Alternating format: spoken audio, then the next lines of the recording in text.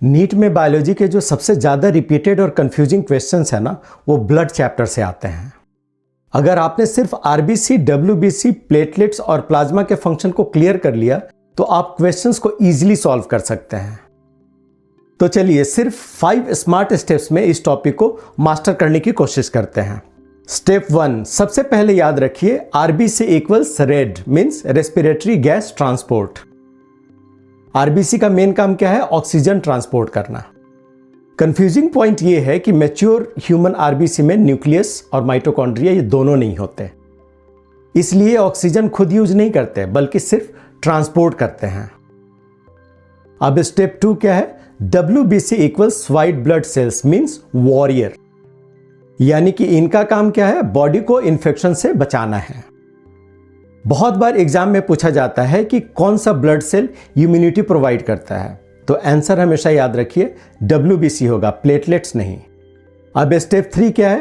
Platelets equals plate means patch लगाना, यानी कि इनका फंक्शन ब्लड क्लॉटिंग है। स्टूडेंट्स अक्सर प्लेटलेट्स और WBC के फंक्शन में कंफ्यूज रहते हैं। याद रखिए क्लॉटिंग का मतलब सिर्फ प्लेटलेट्स।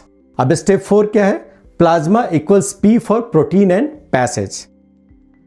प्लाज्मा जो है ब्लड में लिक्विड पार्ट है जो कि न्यूट्रिएंट्स, हार्मोन्स, प्रोटीन्स और वेस्ट प्रोडक्ट को ट्रांसपोर्ट करता है। कंफ्यूजिंग पॉइंट ये है कि प्लाज्मा खुद ऑक्सीजन ट्रांसपोर्ट नहीं करता, ये काम मेनली आरबीसी का है।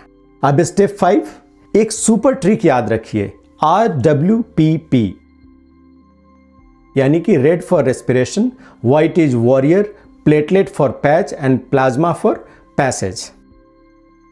एग्जाम में स्टेटमेंट्स को डायरेक्टली रटने की जगह फंक्शन को आइडेंटिफाई करना सीखिए। अगर फंक्शन याद है तो क्वेश्चन कितना भी ट्विस्टेड हो आंसर निकल ही आएगा।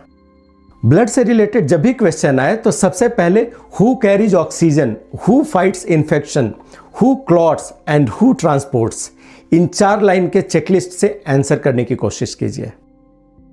इस पैटर्न से आप किसी भी कंफ्यूजिंग क्वेश्चंस को सेकंड्स में सॉल्व कर पाएंगे।